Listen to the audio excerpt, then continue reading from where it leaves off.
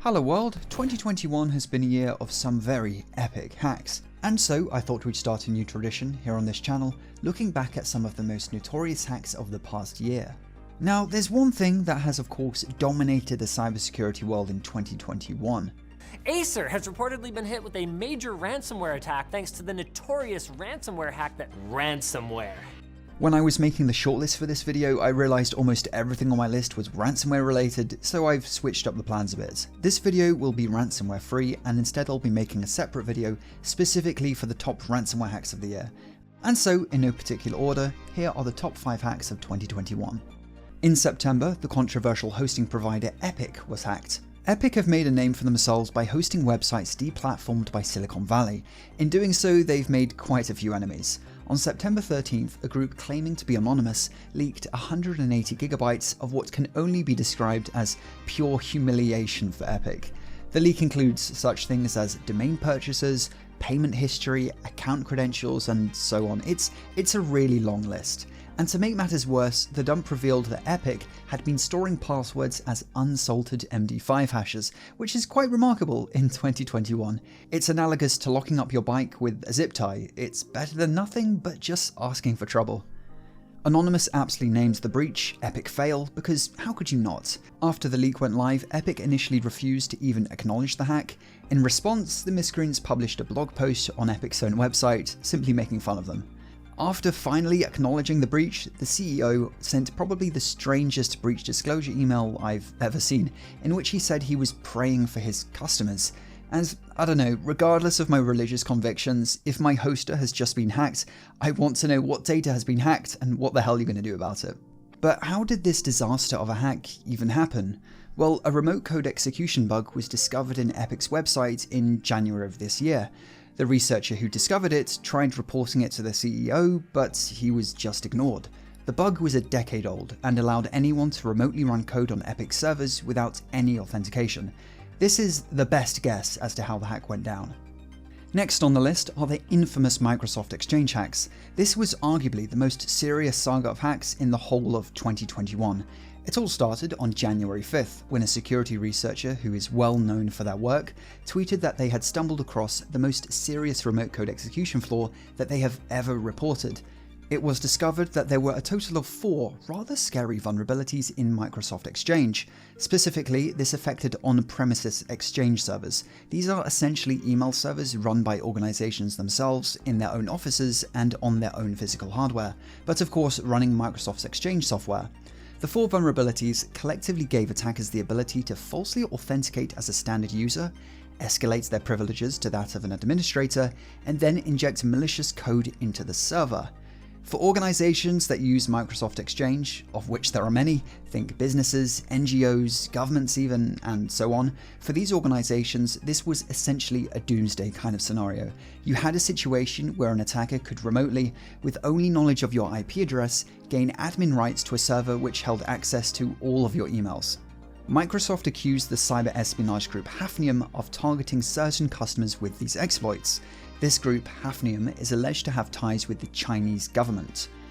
However, other cybercrime groups quickly caught wind of the exploits, and it wasn't long until the situation devolved into a bit of a free-for-all, with mass scanning of IPs underway by various groups, identifying vulnerable servers before trying to somehow profit, whether with ransomware, crypto mining, or some other flavor of illegal.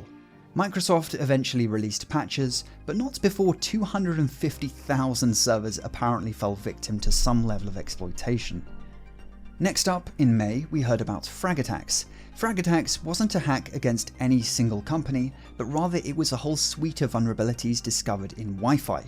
These hacks were quite remarkable in that some of them had been laying around undiscovered for over 24 years, since the very first version of Wi-Fi itself. And so every single version of Wi-Fi was vulnerable, even the brand new and barely even unwrapped WPA3. One of the headline vulnerabilities discovered enabled an attacker to inject packets into a network even if the network was password protected. In one example, the researcher manages to turn on and off an IoT light bulb connected to a network that he doesn't even have access to. This ability could of course be repurposed to do much more evil things. However, whilst on paper at least these exploits were very bad news and they do affect billions of devices, An attacker would of course need to be in the vicinity of a network to be able to screw with it, so bad guys taking advantage of these vulnerabilities on a large scale just isn't realistic. If you want to learn more about FRAG attacks, I'll link my video on them in the description. Back in October, the entirety of Twitch was leaked by hackers on popular vulnerability disclosure website 4chan. And when I say the entirety of Twitch was leaked, I mean it. The 128GB torrent included the entirety of Twitch's codebase, including all of their apps, internal SDKs, and it even revealed a secret project in development by Twitch, a Steam competitor called Vapor. Top streamers' earnings were also in the dump, which was literally the only thing the mainstream media was talking about when it came to this hack, though it did spawn some pretty solid memes. This wasn't a ransomware attack or some kind of money-making mission. Whoever was behind this seems to have had some kind of a beef with Twitch, though the leaker does justify this hack by means other than pure spite, saying to foster more disruption and competition in the online video streaming space, we have completely pwned Twitch. If this was the plan, I'm not sure it's done its job, as I'm yet to see any competitors using forked Twitch code. But anyway, the hacker, who was never identified, apparently got in through an error in a Twitch server configuration change. Looks like a system that was meant to be air-gapped was accidentally connected to the internet. Watch my previous video if you want to know why air-gapping is oh so important. Twitch, of course, downplayed the hack, and whilst the original 4chan post was titled Part 1, the sequel, if there ever even was one, was never released. And last, but most certainly not least, is the SolarWinds supply chain hack. Now, I can already hear the comments, SolarWinds went down last year, it doesn't count. And you may be right, but I disagree anyway.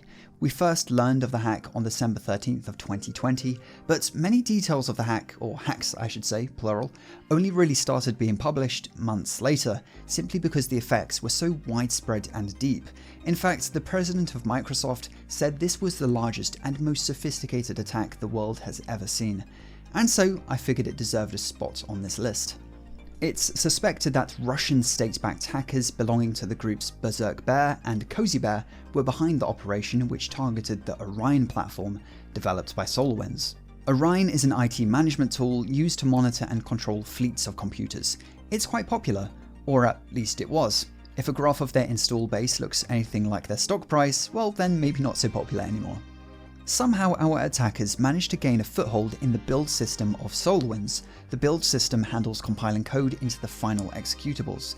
If a bad actor could gain access to it, then they could modify the software before it was sent to SolarWinds' thousands of customers.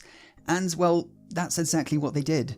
We don't know exactly how they gained initial access to the SolarWinds systems, though in an SEC filing SolarWinds seems to blame a compromised Office 365 account, saying this may have provided access to productivity tools.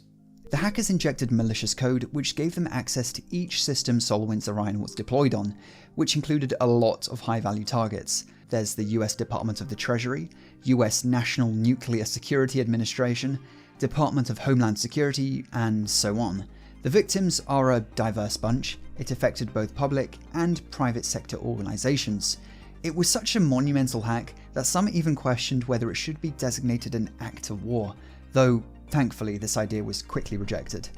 So that's my list. Did I miss anything? Let me know in the comments. This video was made possible by Intigriti, Europe's biggest bug bounty platform, allowing you to make hard cash in exchange for finding and reporting security vulnerabilities. Intigriti stands out based on their focus on their community, with monthly challenges, weekly newsletters, and their own YouTube videos in which they cover new tools and hacking techniques. Despite amassing over 40,000 active security researchers, they maintain blazing fast triages, typically getting back to reports in under 24 hours. Intigriti uses your goals and skills to connect you with their ever-increasing array of over 200 active programs with millions of bounties already paid out. Join Intigriti's vibrant and growing community today. Create an account via the link in the video description. If you enjoyed this video, make sure to help me out by mutilating the like button for the YouTube AI, as well as turning on those sub notifications. If you want to see what goes on behind the scenes, make sure to follow me on the Instagrams. I'm at Jonty, I will of course link it in the description, and if you're looking for something to watch next, go check out my previous video on how to hack an air-gapped system. As always, sources will be linked in the video description. Stay tuned for more hacking videos, and have a good one.